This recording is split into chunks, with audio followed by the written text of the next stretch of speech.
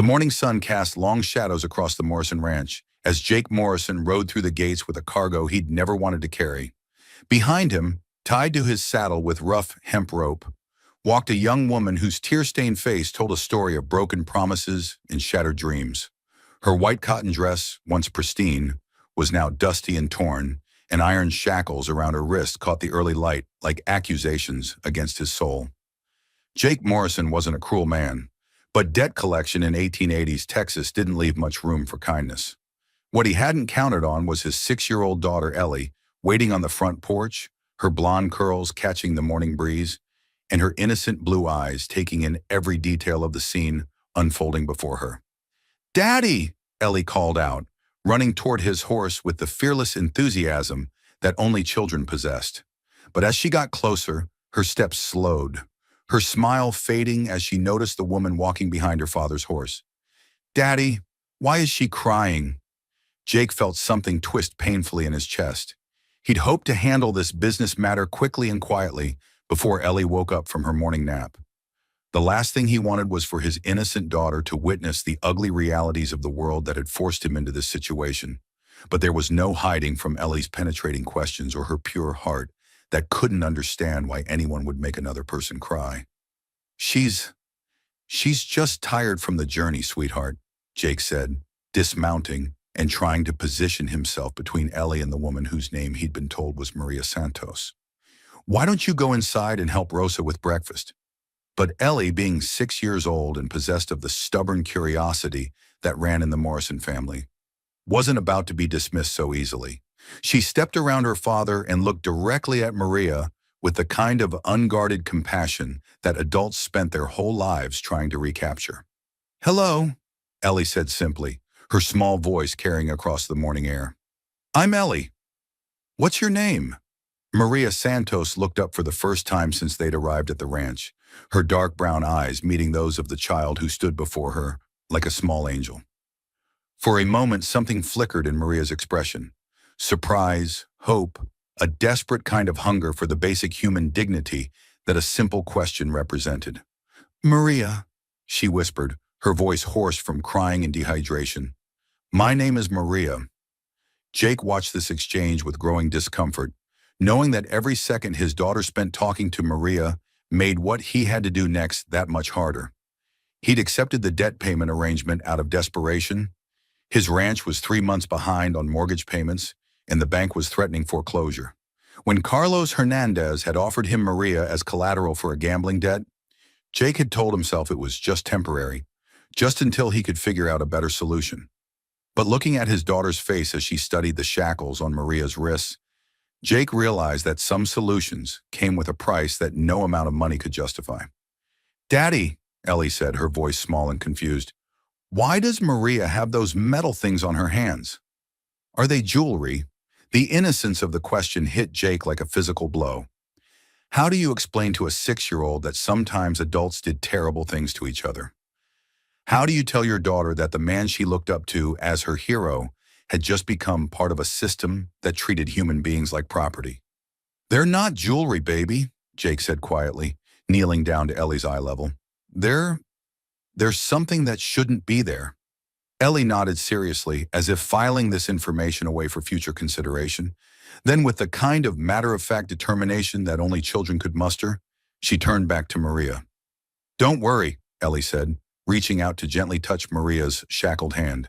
"My daddy is the strongest man in all of Texas. He can break those off for you." In that moment, as Jake watched his daughter's small hand rest trustingly on the chains that bound Maria Santos, something fundamental shifted inside him. He'd thought he was solving a financial problem by accepting this arrangement.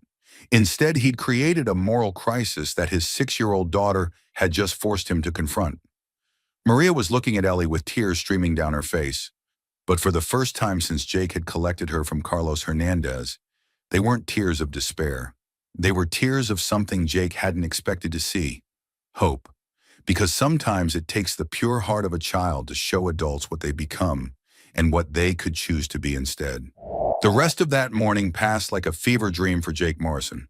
He'd settled Maria in the small storage room behind the kitchen, the only space in the house that had a lock on the outside, while trying to ignore the way his daughter's eyes followed his every movement with growing confusion and disappointment. Rosa, their elderly Mexican housekeeper, who'd been with the family since Jake's wife died 3 years ago, took one look at Maria's shackles and crossed herself, muttering prayers in rapid Spanish. But it was Ellie's silence that cut Jake to the bone. His normally chattering, curious daughter had grown quiet, her small face serious as she processed what she'd witnessed. "Daddy," Ellie said as Jake closed the storage room door, the sound of the lock clicking echoing through the kitchen like a gunshot. "Why did you lock Maria in there? Is she bad?" Jake knelt down beside his daughter, his hands trembling slightly as he tried to find words that would make sense to a 6-year-old mind. "No, sweetheart. Maria isn't bad. She's here because of grown-up problems. Business problems. But why does she have to be locked up if she's not bad?" Ellie's blue eyes, so much like her mother's, searched his face with the kind of penetrating innocence that seemed to see straight through to his soul. "And why was she crying, Daddy? Really? How do you explain to a child that sometimes good people do terrible things because they're desperate? How do you tell your daughter that the world isn't the fairy tale you've been pretending it is?" "Sometimes adults make mistakes, Ellie," Jake said finally, the words tasting like ash in his mouth. "Sometimes we do things we don't want to do because we don't see another choice." "But there's always another choice," Ellie said with the absolute certainty that only children possessed. "That's what you taught me. You said even when things are hard, we can choose to be good." Jake felt something break inside his chest. Those were indeed his words.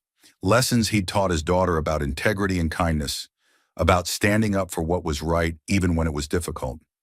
Now those same words were being reflected back at him, like mirrors showing him exactly what he'd become.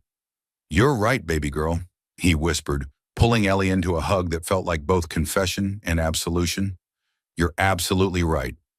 That afternoon, while Ellie was supposed to be taking her nap, Jake found her sitting outside the storage room door, her small fingers pressed against the wooden planks as she whispered to Maria through the crack underneath. "My mama died when I was little," Ellie was saying, her voice carrying clearly in the quiet house. "But Daddy says she watches over me from heaven. Do you have someone watching over you, Maria?" Jake froze in the hallway, unable to bring himself to interrupt what was clearly a sacred moment between two souls recognizing each other's pain. "I had a little sister once," Maria's voice came through the door, soft and thick with emotion. "Her name was Carmen. She was about your age when bad men took us from our village." "Where is she now?" Ellie asked with the directness of childhood. There was a long pause before Maria answered. "She's with your mama now, mija. In heaven, where no bad men can hurt her anymore." Jake closed his eyes, feeling the full weight of what he'd become part of.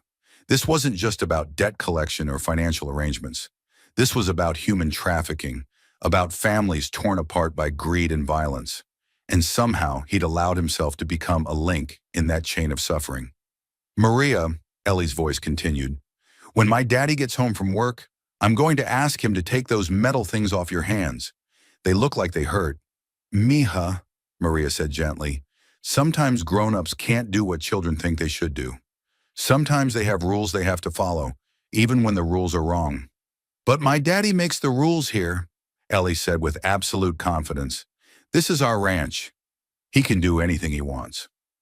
That evening, after Rosa had served dinner and Ellie had been tucked into bed, Jake found himself standing outside the storage room door with a key ring in his hand and a decision weighing on his conscience like a lead blanket. He'd spent the afternoon reviewing his finances, looking for any alternative to the arrangement he'd made with Carlos Hernandez. The numbers were brutal. Without the money Hernandez had promised him for keeping Maria until she could be sold to buyers further north, Jake would lose the ranch within the month. Ellie would lose the only home she'd ever known, and Jake would lose the legacy he'd promised his dying wife he'd preserve for their daughter. But every time he closed his eyes, he saw Ellie's face as she'd asked about Maria's shackles.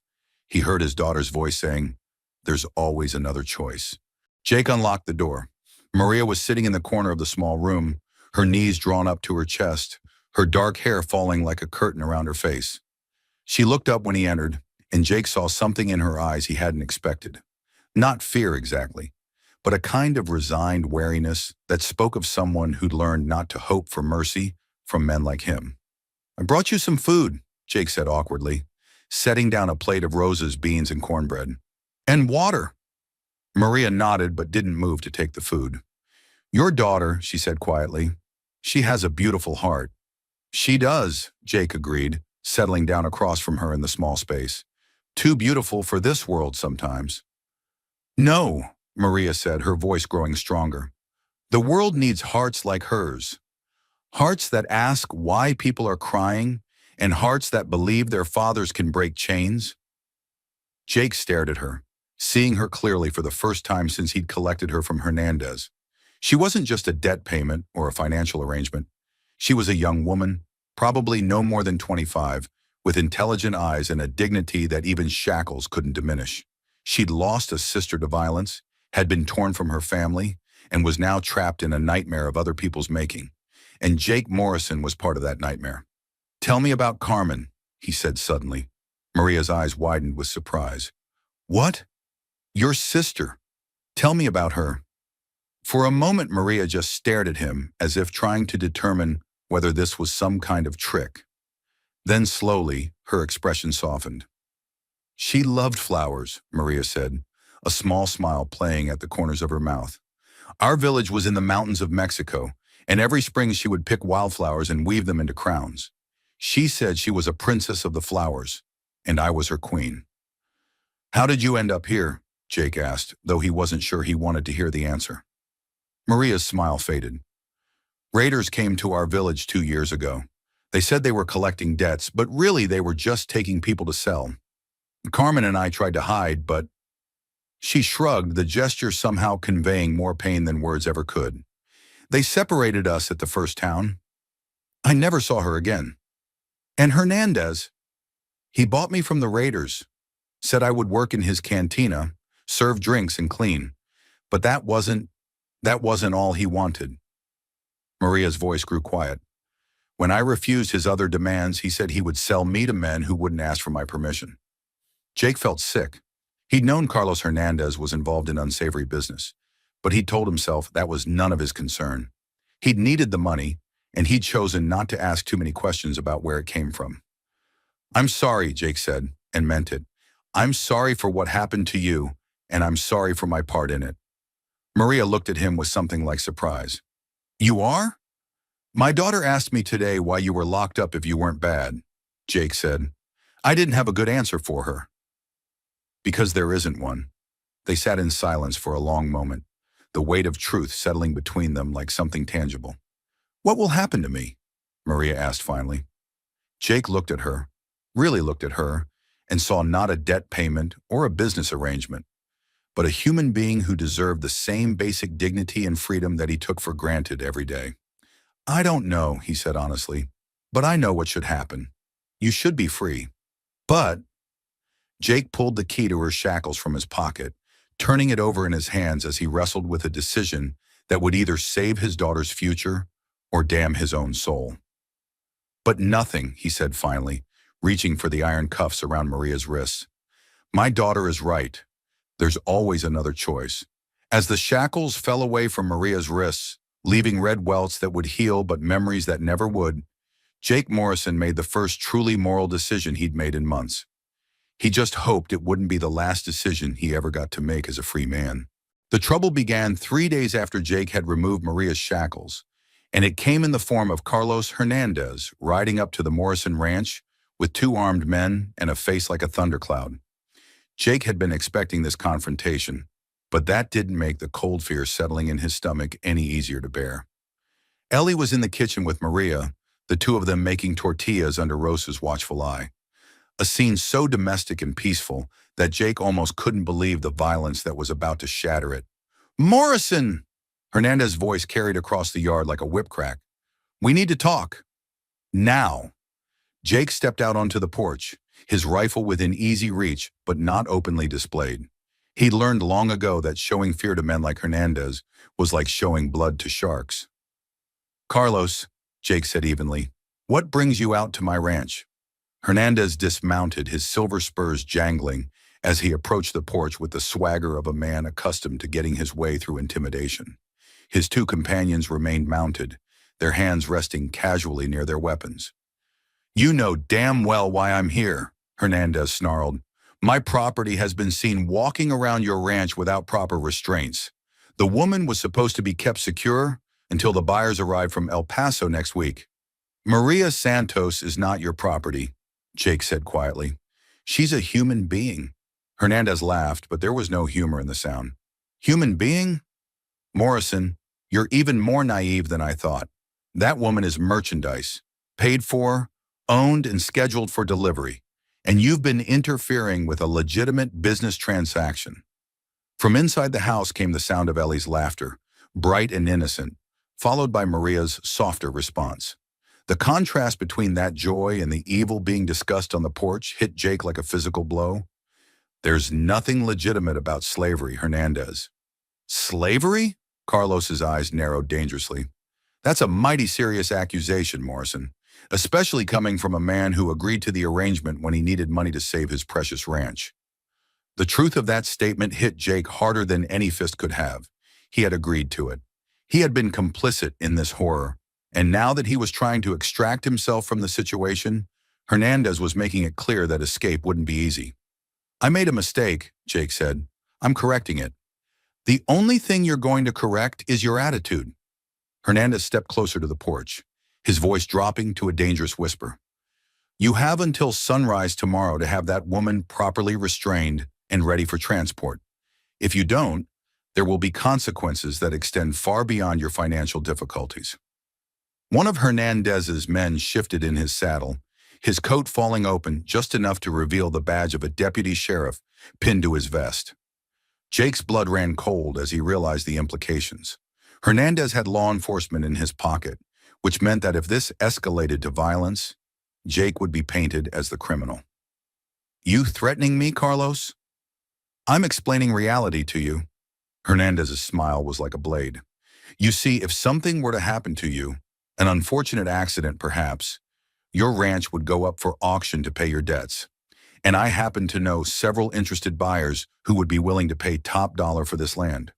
Your daughter would need somewhere to live, of course. I'm sure suitable arrangements could be made."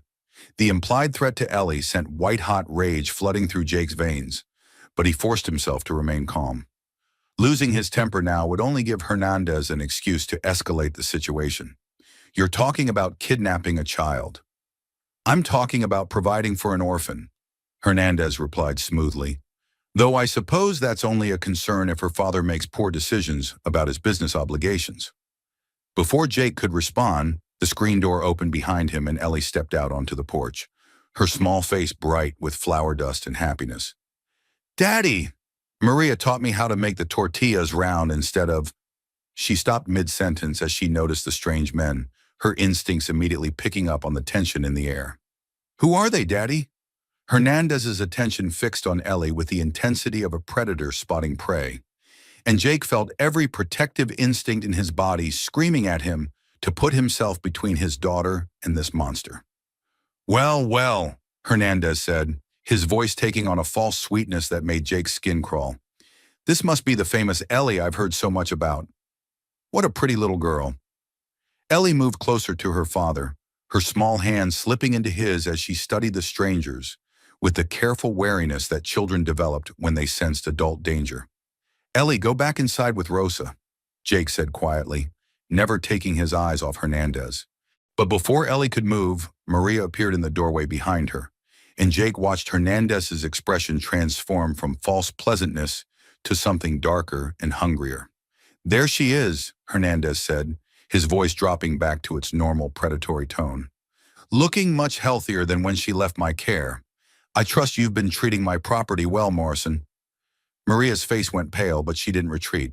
Instead, she placed her hands protectively on Ellie's shoulders, a gesture that didn't go unnoticed by any of the men watching. "I'm not your property anymore," Maria said, her voice steady despite the fear Jake could see in her eyes. "Mr. Morrison freed me." Hernandez laughed. "Freed you?" "Morrison doesn't have the authority to free anyone. He's just a debtor who made an arrangement he now wants to back out of." Ellie looked up at her father, confusion clear in her blue eyes. Daddy, what does he mean? What arrangement? This was the moment Jake had been dreading, the moment when his daughter would learn that her hero father wasn't the man she thought he was. Sometimes, sweetheart, Jake said carefully, grown-ups make deals that they later realize are wrong. I made a deal with Mr. Hernandez that I shouldn't have made. What kind of deal? Ellie's voice was small, but her grip on his hand was fierce. Before Jake could answer, Hernandez spoke up with cruel satisfaction.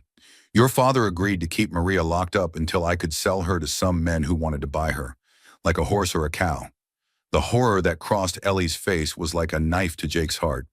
He watched his daughter process this information, saw the moment when her faith in him cracked and began to crumble. But Daddy, Ellie whispered, you said people aren't things. You said they can't be bought and sold.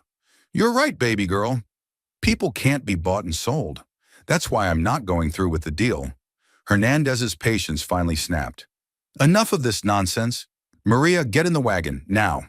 No, Maria said firmly, pulling Ellie closer to her. I won't go with you. You don't have a choice.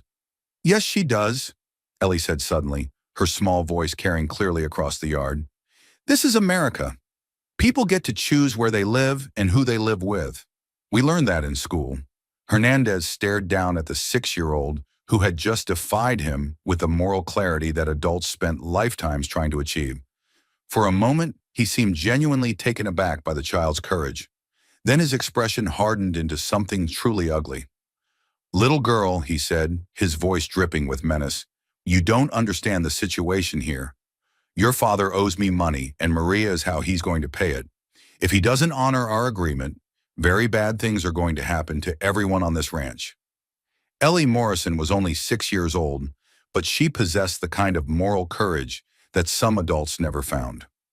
Looking up at the man who was threatening her family, she spoke with the absolute certainty of someone who had never learned to doubt that good should triumph over evil. My daddy will protect us, she said simply, and if you try to hurt Maria, he'll stop you. Because that's what good daddies do. They protect people. Hernandez's face flushed with rage at being lectured by a child. His hand moved toward his gun, and Jake tensed, ready to throw himself between his daughter and any threat. But before violence could erupt, Rosa appeared in the doorway behind them, her ancient shotgun cradled in her arms, and her weathered face set in lines of absolute determination. Senor Hernandez, she said quietly, I think you should leave now. Before someone gets hurt. Hernandez looked around the porch, taking in Jake's protective stance, Rosa's shotgun, Maria's defiant expression, and Ellie's unwavering faith in her father's goodness. He was outnumbered, and more importantly, he was on Jake's land, surrounded by people who would fight to protect each other. This isn't over, Morrison, he said, backing toward his horse. You have until dawn tomorrow to reconsider. After that, we'll be back with more men and legal papers that will make this conversation much shorter. As Hernandez and his men rode away, Jake knelt down beside his daughter and looked into eyes that still held faith in him despite everything she'd learned. Ellie, he said softly, I need you to know that I made a terrible mistake. But I'm going to fix it, no matter what it costs. Ellie studied his face with the serious expression of someone far older than her years. Then she wrapped her small arms around his neck and whispered in his ear, I know, Daddy, because you're good, and good people always find a way to do the right thing, even when it's scary. Looking over his daughter's shoulder at Maria, who was watching them with tears in her eyes, Jake Morrison realized that he was about to risk everything he owned to keep a promise he'd made to a 6-year-old's unwavering faith in his goodness. And for the first time in years, that felt like a bargain he was willing to make.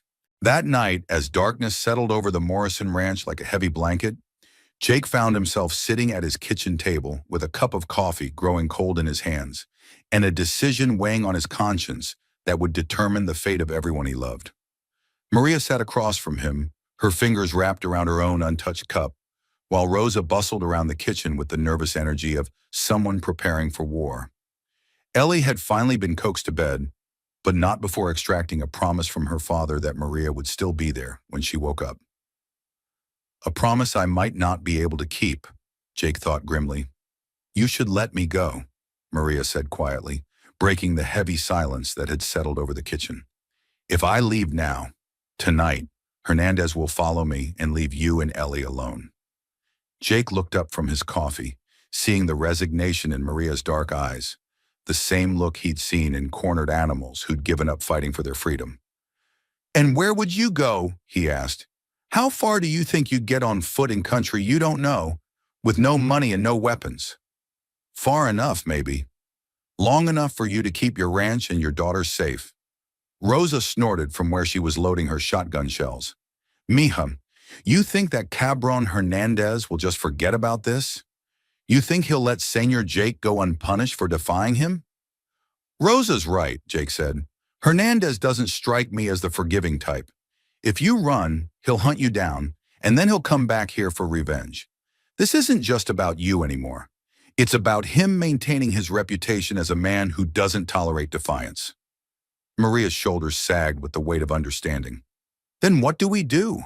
He has men, guns, money, even corrupt lawmen. We have each other," came a small voice from the kitchen doorway. All three adults turned to see Ellie standing there in her white nightgown, her blonde hair tousled from sleep, and her blue eyes bright with determination. "Ellie, sweetheart, you should be in bed," Jake started, but his daughter held up a small hand to stop him. "I heard you talking," she said, padding across the kitchen floor in bare feet to climb onto Jake's lap. "And I want to help." "Baby girl, this is grown-up business." "No, it's not," Ellie interrupted with the stubborn certainty that ran in the Morrison family. "It's about Maria being part of our family now. And families protect each other. Families." The word hit Jake like a revelation. When had Maria Santos gone from being a debt payment arrangement to being part of their family? When had this frightened, shackled woman become someone his daughter considered worth fighting for? Looking at Maria's face as Ellie spoke, Jake saw the exact moment when hope rekindled in her eyes. Not the desperate hope of someone clinging to false promises, but the steady, warming hope of someone who had found people worth believing in. "Mija," Maria said softly, "your daddy is right. This is very dangerous. Bad men are coming, and we'll be ready for them," Ellie said with absolute confidence. "Won't we, Daddy?" Jake looked down at his daughter, this fierce little warrior who believed without question that good people could overcome evil if they just tried hard enough. Then he looked at Maria, who'd lost a sister to monsters like Hernandez, but was still willing to sacrifice herself to protect the family that had shown her kindness. Finally, he looked at Rosa, who'd been loading shotgun shells with the grim efficiency of someone who'd fought this kind of battle before. In that moment, Jake Morrison realized that his daughter was right. They weren't just three adults and a child facing impossible odds. They were a family, and families had a power that men like Hernandez could never understand. "Yes, baby girl," he said, his voice growing stronger with each word. "We'll be ready for them." The next few hours were spent in careful preparation. Jake cleaned and loaded every weapon on the ranch, while Rosa inventoried their ammunition and food supplies. Maria, it turned out, had skills that none of them had expected. She knew how to set snares and traps from her childhood in the mountains, and her knowledge of Hernandez's men and methods proved invaluable. "Miguel and Santos, they are coward," she explained, as she helped Jake position furniture to create defensive barriers in the house. "They will run at the first sign of real fight. But Diego, the one with the deputy badge, he is different. He likes hurting people. He will not stop until someone stops him. Then we'll stop him," Jake said simply. As dawn approached, Jake sent Rosa to take Ellie to the root cellar beneath the house, a hiding place that could be sealed from the inside and had a tunnel that led to the barn in case escape became necessary. "But I want to help fight," Ellie protested, her lower lip jutting out in a pout that would have been adorable under different circumstances. "You are helping," Jake explained, kneeling down to look her in the eyes. "You're helping by staying safe, so I don't have to worry about protecting you while I'm protecting Maria. Can you be brave for me and Maria?" Ellie considered this seriously, then nodded. "I can be brave, but Daddy?" "Yes, sweetheart. Promise me you'll protect Maria. Promise me you won't let the bad men take her away." Jake looked into his daughter's trusting eyes and made a vow that he knew might cost him everything he owned, everything he'd built, possibly even his life. "I promise, baby girl, I promise." The sun was just beginning to paint the eastern sky with soft pink light when the sound of approaching horses announced that Hernandez had returned, and this time he hadn't come alone.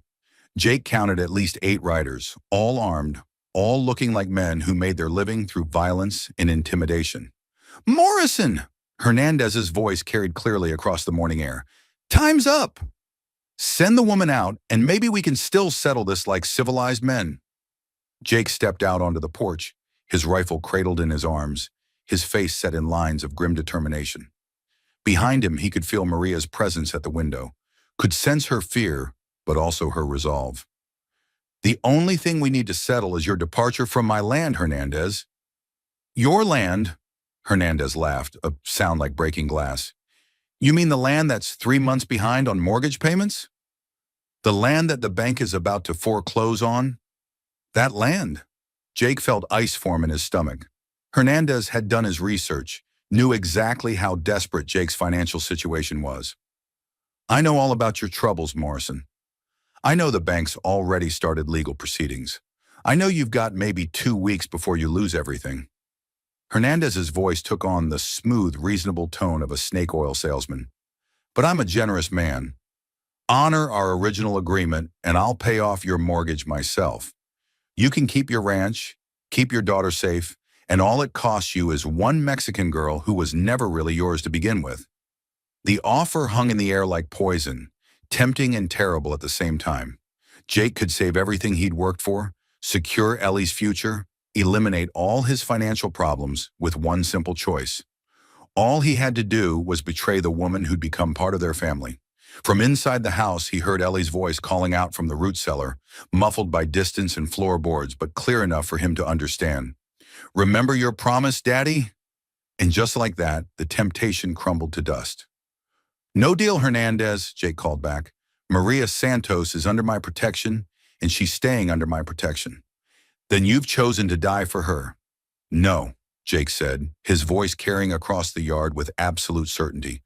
"I've chosen to live for her, and for my daughter, and for the kind of man I want to be when this is all over." Hernandez's false reasonableness finally cracked, revealing the monster beneath. "Kill them all," he screamed, "but bring me the woman alive." The first gunshot shattered the morning silence, and Jake Morrison dove for cover behind a wooden support beam as bullets began splintering the air around him. The war for Maria Santos' freedom had begun, and Jake knew that before it was over, he would either prove to his daughter that good people really could triumph over evil, or die trying to become the hero she believed him to be. From the window behind him, Maria's voice rang out clear and strong. "Vamos a luchar. We're going to fight." And for the first time since this nightmare began, Jake Morrison smiled. The gunfight that erupted at dawn on the Morrison Ranch would be talked about in Texas for generations, but not for the reasons anyone expected. It wasn't the number of bullets fired or the tactical brilliance of the combatants that made it legendary. It was the moment when a 6-year-old girl proved that sometimes the smallest people can make the biggest difference. Jake had taken position behind the thick wooden beam that supported the porch roof, his Winchester rifle speaking with deadly accuracy as Hernandez's men spread out to surround the house. 2 of them were already down, their horses running riderless across the prairie, but that still left 6 professional killers against 1 rancher, 1 elderly housekeeper, and 1 woman who'd been a captive just days before. Those weren't exactly favorable odds, but Jake Morrison had something his enemies didn't. He was fighting for family. Maria had positioned herself at the upstairs window, using Jake's old Spencer rifle with a precision that surprised everyone, including herself. Growing up in the mountains of Mexico, her father had taught her to hunt deer and wild turkey, but she'd never imagined she'd be hunting men who wanted to drag her back into slavery. "Miguel is moving toward the barn," she called down to Jake, her voice steady despite the bullets whining past the window frame. "Santos is trying to circle around from the east side." "Rosa!" Jake shouted toward the kitchen. "Cover the back door." The elderly housekeeper's shotgun boomed in response, followed by a stream of Spanish curses that would have made a sailor blush. Rosa might have been 70 years old, but she'd raised 5 sons and buried 2 husbands, and she wasn't about to let some criminals terrorize her adopted family. But even as Jake's small group fought with the desperation of people protecting everything they held dear, he could see they were being overwhelmed. Hernandez was directing his men with military precision, using their superior numbers to press the attack from multiple directions simultaneously. "Morrison!" Hernandez's voice carried across the gunfire. "This is your last chance. Send out the woman and we'll let you and the old lady live."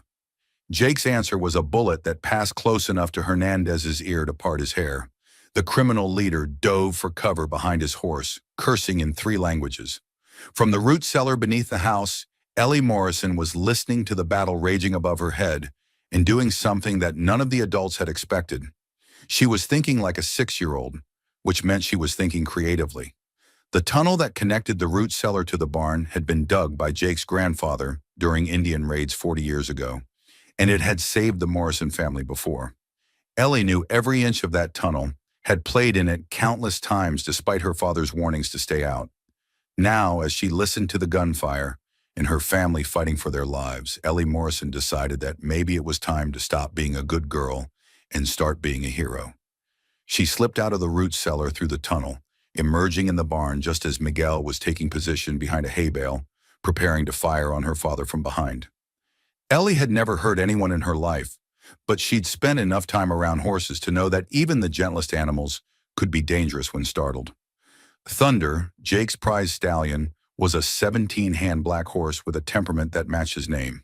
He was also directly behind Miguel, separated only by the gate of his stall. With the fearless logic that only children possessed, Ellie Morrison opened Thunder's stall door and slapped the stallion hard on his hindquarters. Thunder exploded from his stall like a force of nature, his iron-shod hooves striking sparks from the barn floor as he charged toward the nearest exit, which happened to be directly through Miguel's position. The gunman had just enough time to look up and see 2,000 pounds of enraged horseflesh bearing down on him before Thunder's shoulder sent him flying into a support post with enough force to end his participation in the fight permanently. "One down," Ellie whispered to herself, then crept toward the barn's side door to see where else she might be able to help. Outside, Jake heard the commotion in the barn and allowed himself a grim smile. He didn't know exactly what had happened, but Miguel's rifle had gone silent, which meant the odds were slowly tilting in their favor. Maria had eliminated Santos with a shot that would have made her father proud, leaving his body crumpled behind the water trough where he tried to set up a flanking position. Rosa's shotgun had discouraged 2 more of Hernandez's men from approaching the house, though they were still pinned down behind various pieces of cover. But it was Diego, the corrupt deputy sheriff, who presented the most dangerous threat. Unlike the others, he wasn't content to engage in a long-range gunfight. Diego was working his way closer to the house with the patience of a professional killer, using every scrap of cover to advance until he could breach the building and end the fight at close quarters. Jake spotted him just as Diego reached the corner of the house, his badge glinting in the morning sun like a mockery of justice. The deputy had his pistol drawn and was preparing to kick in the back door when a small voice spoke up behind him. "Mister, you're not supposed to be here." Diego spun around to find himself face to face with Ellie Morrison, who stood in the yard holding a bucket of chicken feed and looking at him with the kind of serious disapproval that only children could muster. "Little girl," Diego snarled, "you need to get out of here before you get hurt." "I'm not going anywhere," Ellie said firmly. "This is my house, and you're not invited." Diego looked down at the 6-year-old who was defying him and felt something snap in his brain. He'd killed men twice her father's size without hesitation, had terrorized entire towns into submission, had built his reputation on being the kind of man who showed no mercy to anyone who crossed him. But somehow, this blonde-haired child was looking at him like he was nothing more than a bully who needed to be scolded. "You know what, kid?" Diego said, his voice taking on the cold, dead tone that meant he'd decided someone was going to die. "Maybe it's time you learned what happens to people who don't show proper respect." He raised his pistol, aiming it directly at Ellie's chest. What happened next would be debated in saloons and church socials for decades afterward.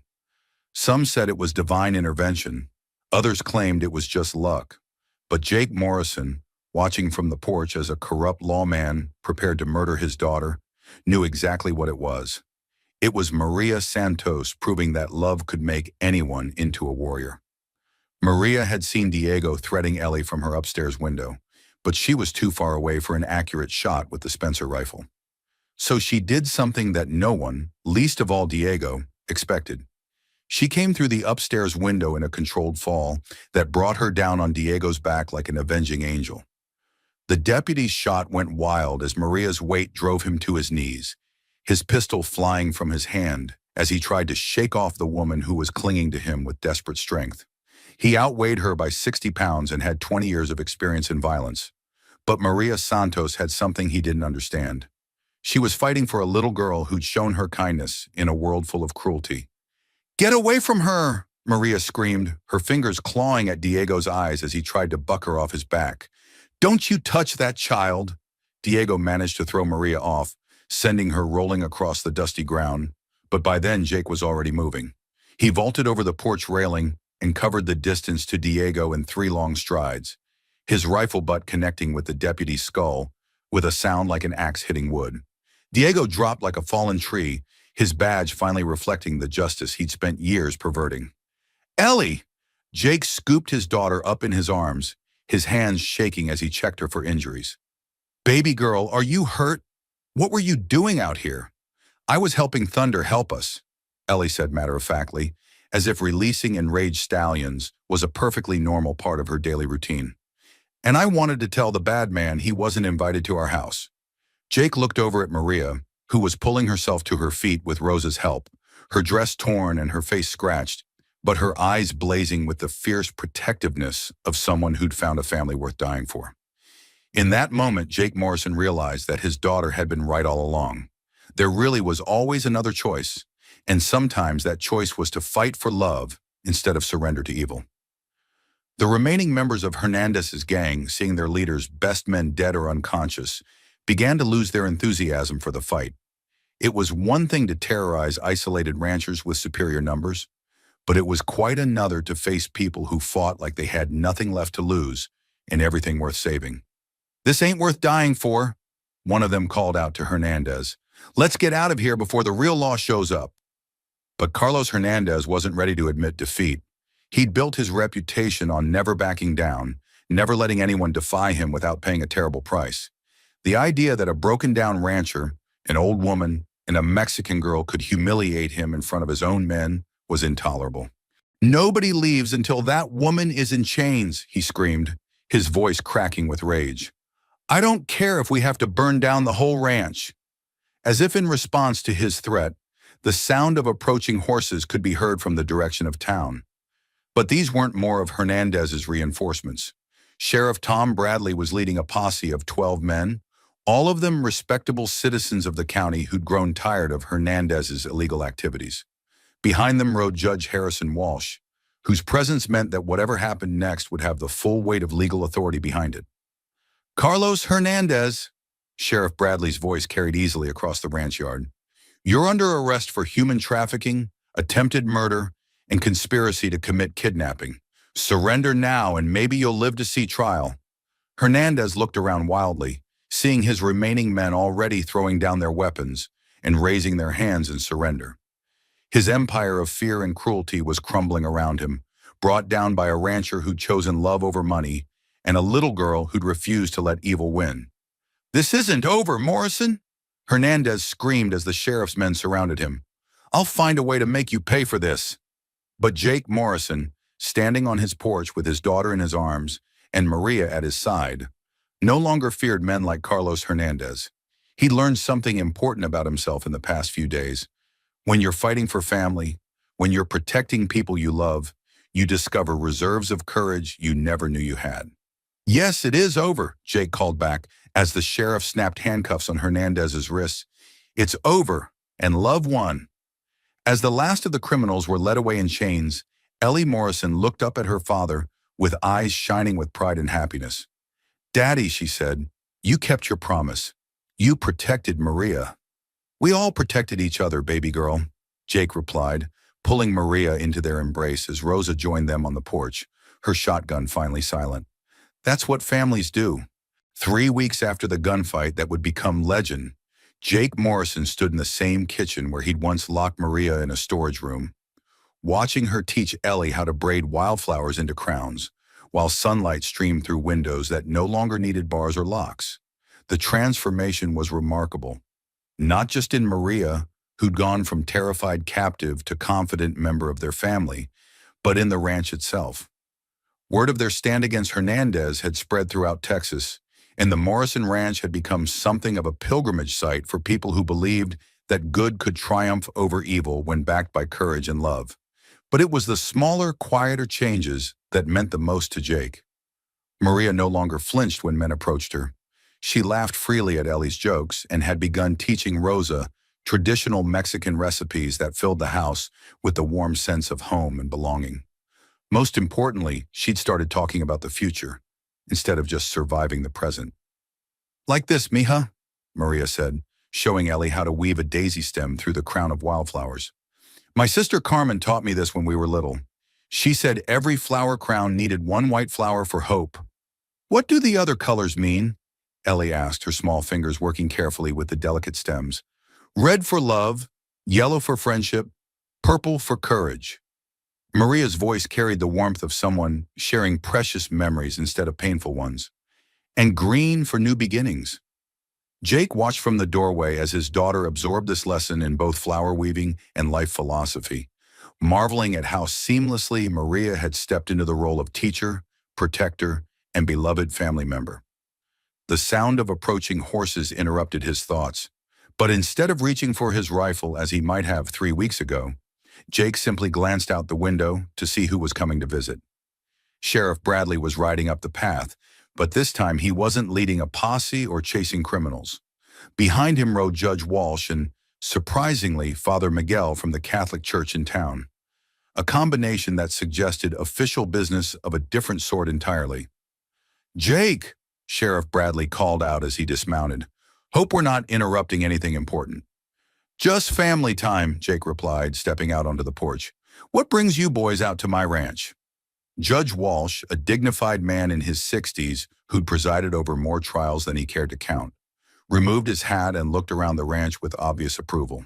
"Well, Jake, we've got some official business to discuss, and Father Miguel here has a proposal that I think you'll find interesting." Father Miguel stepped forward, his kind eyes twinkling with something that looked suspiciously like matchmaking mischief. "Senor Morrison, I've been hearing wonderful stories about your family from everyone in town. Stories about courage, about love conquering evil, about people choosing to do what's right even when it's difficult. Maria and Ellie deserve the credit for that, Father. I just learned to listen to them." "Ah, but listening is often the hardest part," the priest replied with a knowing smile. "Which brings me to why I'm here. I've spoken with Judge Walsh, and we've prepared some documents that we think might be of interest to you and Senorita Santos." Judge Walsh pulled a leather portfolio from his saddlebag and handed it to Jake. "Official adoption papers for Maria Santos, making her a legal citizen of Texas, and, more importantly, officially making her part of your family. Her testimony against Hernandez and his organization has been invaluable to our investigation, and the territorial government wants to show its appreciation." Jake stared at the papers, feeling the weight of official recognition for what his heart had known for weeks. Maria Santos belonged here, belonged with them, belonged to their family in every way that mattered. "There's more," Father Miguel added gently. "If certain people were interested in making their family bonds even more official, the church would be honored to perform a marriage ceremony. Not that I'm suggesting anything, of course, but I did happen to notice the way you two look at each other when you think no one is watching." Before Jake could respond, Ellie came bursting through the screen door, her flower crown slightly askew and her face bright with excitement. "Daddy! Maria, come quick! Rosa says there are important people here." She skidded to a stop when she saw the 3 visitors, then executed a perfect curtsy that would have made her late mother proud. "Hello, Mr. Sheriff. Hello, Mr. Judge. Hello, Father Miguel." "Well, hello there, Miss Ellie," Judge Walsh said with genuine warmth. "We were just talking to your father about some legal matters concerning your family." Ellie's eyes widened with interest. "What kind of legal matters? Are we in trouble?" "No, mija," Father Miguel laughed. "Quite the opposite.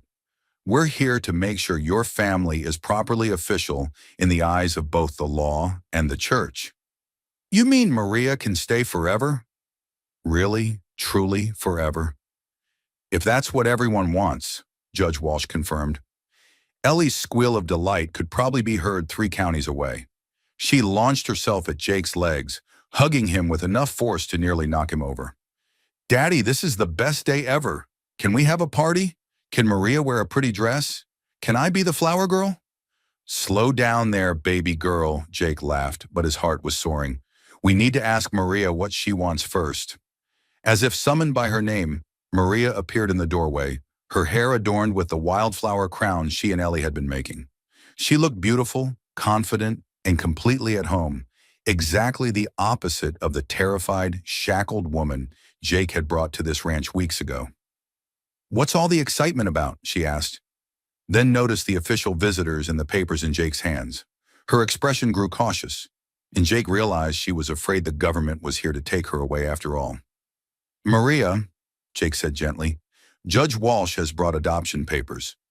Legal documents that would make you officially part of our family, with all the rights and protections that come with being a Texas citizen. Maria's hand flew to her mouth, tears beginning to stream down her cheeks. I can stay? Really stay? No one can take me away? No one can take you away, Jake confirmed. You're home, Maria. This is your home. We're your family. And that's official now. But Father Miguel wasn't finished yet. And if certain people were interested in making their commitment to each other even more official, he said with a meaningful look at Jake and Maria, the church stands ready to perform a marriage ceremony that would unite not just 2 hearts, but officially create the family that already exists in spirit. The silence that followed was broken by Ellie's practical, 6-year-old logic. Well, of course they're going to get married, she announced matter-of-factly. Daddy loves Maria, and Maria loves Daddy, and I need a mama. It's obvious. Maria looked at Jake, her dark eyes shining with tears and hope and something deeper. Is it obvious to you too? She asked softly. Jake set the legal papers aside and took Maria's hand in his, looking into the face of the woman who transformed his life and his daughter's life simply by being brave enough to trust them with her heart. Maria Santos, he said, loud enough for everyone to hear, you came into our lives in chains, but you've given us more freedom and joy than we ever dreamed possible. You've shown my daughter what it means to be strong and courageous, and you've shown me what it means to love someone with everything you have. Will you marry me? Will you let me spend the rest of my life proving that you made the right choice when you chose to trust us? Maria's answer came not in words, but in the kiss she gave him, right there on the front porch in front of God, the law, and a 6-year-old girl who clapped her hands and cheered as if her favorite fairy tale was finally getting its happy ending. I take that as a yes, Father Miguel chuckled. Shall we say 3 weeks for the ceremony? That should give us time to properly prepare and let word spread to everyone who'll want to witness this union. 3 weeks, Jake agreed, never taking his eyes off Maria's face. Can I pick out my dress? Ellie demanded. Can I pick out Maria's dress too? Can we have dancing? Can thunder be in the wedding? We'll see about thunder, Jake laughed, but yes to everything else. As the official visitors prepared to leave, Judge Walsh pulled Jake aside for a private word. You know, Jake, there's been talk in town about needing a new deputy sheriff, someone who's proven they can stand up to corruption and protect innocent people, someone who understands that the law should serve justice, not the other way around. The position comes with a good salary and a house in town, though I suspect you might prefer to stay out here on your ranch. Jake looked around at his land, his home, his family, and felt a deep sense of satisfaction. Thanks for the offer, Judge, but I think I've found my calling right here. Besides, Maria's talking about starting a school for the children in the area, and Ellie's going to need proper schooling soon, and we've got plenty to keep us busy. That evening, as the sun set over the Texas prairie, the Morrison family sat on their front porch, Jake in his rocking chair, Maria in the chair he'd built for his late wife. Ellie cross-legged on the porch floor with her flower crown still perfectly positioned on her blonde head. Daddy, Ellie said suddenly, remember when I asked you why Maria was crying? I remember, baby girl. She's not crying anymore. Now she smiles all the time, and she laughs, and she teaches me things, and she hugs me when I have bad dreams." Ellie looked up at her father with the wisdom of someone far older than 6. "I think you did a good job breaking those chains." Jake looked at Maria, who was watching the sunset with the peaceful expression of someone who'd finally found where she belonged. "We all did a good job, sweetheart," he said. "We all helped break those chains." And as the first stars began to appear in the darkening sky, Jake Morrison realized that his daughter had been right all along. A child's love really could break the chains that men made, whether those chains were made of iron or fear or desperation. 3 weeks later, the Morrison Ranch would host the biggest wedding in Texas history, with guests traveling from 3 counties to witness the union of a rancher who'd chosen love over money and a woman who'd proven that freedom was worth fighting for. But that night, sitting on their porch under the vast Texas sky, they were already complete. A family forged not by blood or law, but by the simple decision to choose love over fear, courage over safety, and each other over everything else the world had to offer. The chains were broken, and they would never be forged again. The morning of the wedding dawned clear and bright, with the kind of perfect Texas sky that made people believe in divine providence. The Morrison Ranch had been transformed into something magical. White ribbons fluttered from fence posts, wildflowers grew in carefully tended gardens, and a makeshift altar stood beneath the old oak tree where Jake's grandparents had been married 40 years before. By sunrise, people were already arriving from 3 counties away. Ranchers and shopkeepers, teachers and preachers, families who'd heard the story of the child's love that broke the chains and wanted to witness the happy ending with their own eyes. Even some of the cowboys who'd worked for Jake over the years had ridden in from distant ranches, grinning and slapping their old boss on the back as they marveled at the transformation in both him and his bride-to-be. But it was Ellie Morrison who truly stole the show that day. She'd appointed herself the official wedding coordinator, directing the placement of flowers with the authority of a general commanding troops, and ensuring that every detail met her exacting 6-year-old standards. She wore a dress of pale yellow cotton that Rosa had sewn specially for the occasion, with wildflowers woven through her blonde curls and a smile that could have powered the entire state of Texas. "Daddy," she announced as Jake struggled with his tie in front of the mirror Rosa had propped up in the kitchen. "Maria looks like a princess, but she's crying again. But this time it's the good kind of crying." Jake's hand stilled on his collar. "She's crying? Is something wrong?" "No, silly," Ellie giggled. "She's crying because she's happy." Rosa explained it to me. Sometimes grown-ups cry when they're too happy to keep all the feelings inside their hearts. Jake understood that feeling completely. Over the past few weeks, as he'd watched Maria bloom from a terrified captive into a confident woman who laughed freely and sang lullabies to Ellie at bedtime, he'd sometimes felt so full of gratitude and love that his chest could barely contain it all. "Is she ready?" he asked. Though what he really wanted to know was whether she was having second thoughts about marrying a man who'd once held her prisoner, even briefly. "She's ready," Ellie said with absolute certainty. "And Daddy? She told me something special." "What's that, baby girl?" "She said that today isn't just about you two getting married. It's about all of us becoming official family. She said I'm going to be her daughter too, really and truly, and that means Carmen is watching from heaven and she's happy because Maria found a new little sister to love." Jake knelt down and pulled his daughter into a fierce hug, overwhelmed by the generosity of the woman who was about to become his wife. Maria hadn't just accepted Ellie as part of their union. She'd embraced her as the sister her lost Carmen could never be, completing a circle of love that had been broken by violence and restored by courage. "I love you, Ellie Morrison," he whispered into her hair, "and I'm so proud of the brave, kind, wonderful little girl you are." "I love you too, Daddy. Now come on, everyone's waiting." The ceremony itself was simple but perfect. Father Miguel, resplendent in his best robes, spoke about love conquering fear, about families being built by choice rather than blood, and about the miraculous power of children to show adults what really mattered in life.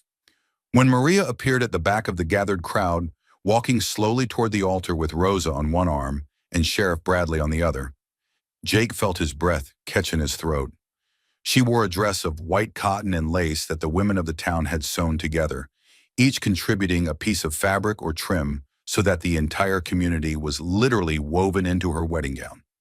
Her dark hair was crowned with the same wildflowers Ellie wore, and her face glowed with a joy so pure and radiant that several of the watching women began to cry along with her.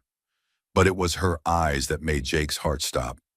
Eyes that had once held only fear and despair, now sparkled with love, hope, and the absolute certainty of someone who had finally found her home. "Dearly beloved," Father Miguel began, his voice carrying clearly across the assembled crowd, "we gather here today to witness a miracle. Not the miracle of two people falling in love, though that is indeed miraculous, but the miracle of a child's pure heart showing adults how to choose love over fear, courage over safety, and family over everything else the world has to offer." Ellie, standing beside them as maid of honor, beamed with pride at being mentioned in the ceremony. She held Maria's bouquet of wildflowers with the solemnity of someone entrusted with the crown jewels. "Jake Morrison," Father Miguel continued, "do you take Maria Santos to be your wife, to love and protect, to honor and cherish, for as long as you both shall live?" "I do," Jake said, his voice strong and clear. "And I promise to spend every day proving that she made the right choice when she chose to trust us with her heart." "Maria Santos," the priest turned to the bride, "do you take Jake Morrison to be your husband, to love and support, to honor and cherish, for as long as you both shall live?" "I do," Maria replied, her voice ringing with joy. "And I promise to love not just Jake, but Ellie and this community that showed me what home really means." As Father Miguel pronounced them husband and wife, the entire crowd erupted in cheers and applause. But before Jake could kiss his bride, Ellie tugged on Maria's dress and whispered something in her ear. Maria laughed, that free, joyful sound that had become Jake's favorite music, and lifted Ellie up into their embrace. "What did she say?" Jake asked, grinning as he looked at his two favorite people in the world. "She said," Maria replied, "that now we're all official family, and the bad dreams can never come back because we'll always protect each other." The celebration that followed would be talked about in Texas for generations. There was dancing under the stars, with Thunder and the other ranch horses decorated with ribbons, and watching the proceedings with the dignified interest of family members. There was food enough to feed an army, with every family contributing their best dishes, and Rosa supervising the whole operation like the general she was. But perhaps most importantly, there were stories. Stories of courage, of love, of the power of choosing to do what's right even when it's difficult. And at the center of all those stories was a 6-year-old girl who had asked the right questions at the right time and changed the course of 3 lives forever. 25 years later, Ellie Morrison Walsh would stand in front of her own daughter's school class, telling the story of how her family came to be. By then, she was a teacher like her stepmother Maria had been, and she'd learned the power of stories to shape young hearts and minds.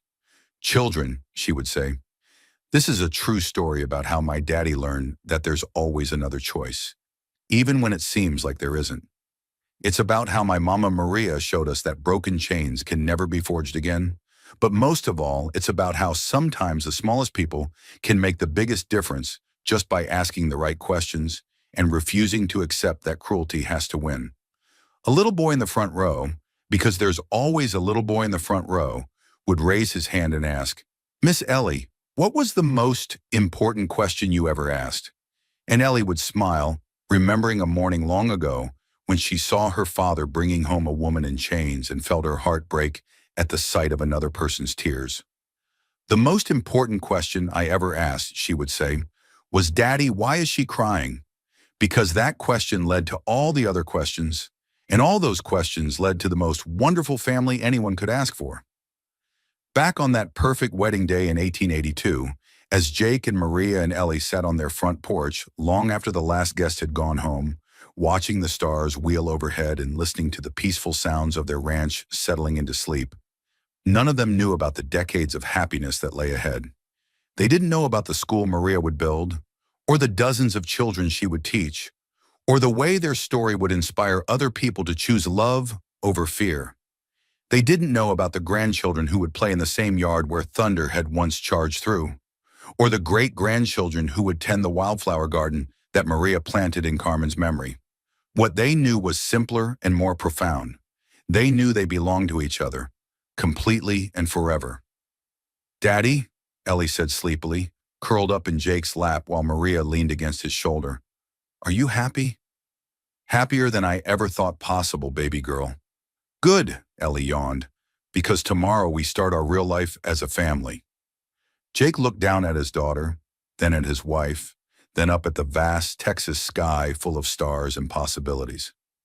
"Actually, sweetheart," he said softly, "I think our real life started the day you asked me why Maria was crying.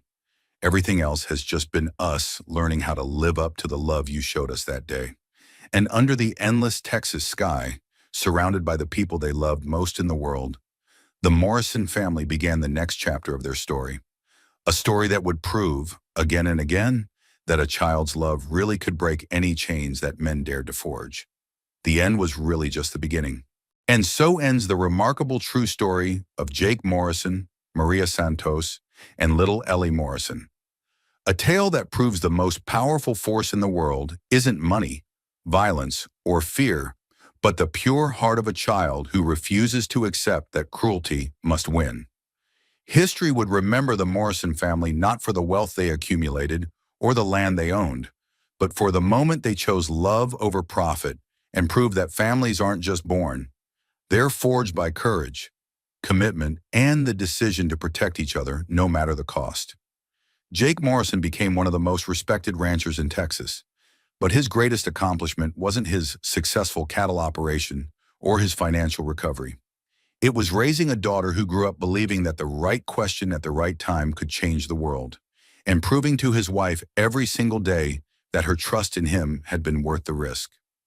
Maria Santos Morrison transformed from a woman in chains to one of Texas's most beloved educators, founding schools throughout the frontier territories and teaching hundreds of children that their circumstances didn't define their futures. Her approach to education, always asking, "Why is someone hurting?" instead of, "Why are they causing trouble?" became the foundation for a new understanding of childhood development that influenced teachers across America. Ellie Morrison grew up to become a federal judge, carrying forward the lessons her parents had taught her about the difference between law and justice. She was known throughout her career for asking the one question that other judges often forgot: who is this decision really helping? Her courtroom became famous as a place where the powerful couldn't hide behind money or influence, and where the powerless always found someone willing to listen to their stories. The story of their love spread far beyond the Texas prairie, becoming one of the most retold tales of the American frontier. It reminded people that heroes don't always wear badges or carry guns. Sometimes they're 6-year-old girls who ask uncomfortable questions, or women who find strength in the darkest moments, or men who discover that their greatest victory comes not from conquering others, but from conquering their own fears. But perhaps most importantly, this story serves as a reminder that the choice between good and evil isn't always dramatic. Sometimes it's as simple as a child asking, "Why is she crying?" and an adult deciding that question deserves an honest answer. Sometimes it's choosing to see a human being instead of a business arrangement, or deciding that your daughter's respect matters more than your financial security. In our modern world, we still face moments when we can choose to walk past someone else's suffering or stop to ask why they're hurting. We still encounter situations where doing the right thing costs more than we want to pay, where protecting the innocent requires us to risk our own comfort and security. Jake Morrison's story reminds us that these moments define who we are far more than our achievements or possessions ever could. Every day, we can choose to be the kind of person who breaks chains instead of forging them, who asks questions instead of making assumptions, who sees families where others see strangers. The Morrison family ranch still stands in Texas today, now run by Maria's great-great-granddaughter, who keeps wildflowers growing in Carmen's memory and tells visitors the story of how a child's simple question changed 3 lives forever. Above the front door hangs a small wooden sign with words that Ellie carved when she was 16. "Home is where love breaks the chains." This is the legacy of the American frontier, not just the violence and struggle that filled newspaper headlines, but the quiet moments when ordinary people chose extraordinary love and proved that the strongest chains in the world are no match for a family determined to protect each other. Don't forget to subscribe to Wild West Stories for more incredible tales of courage, love, and the power of choosing what's right over what's easy. Like this video if Jake, Maria, and Ellie's journey touched your heart. Comment below. What's the most important question a child has ever asked you? How did it change your perspective? Remember, sometimes the smallest voices carry the most important messages. Listen to them.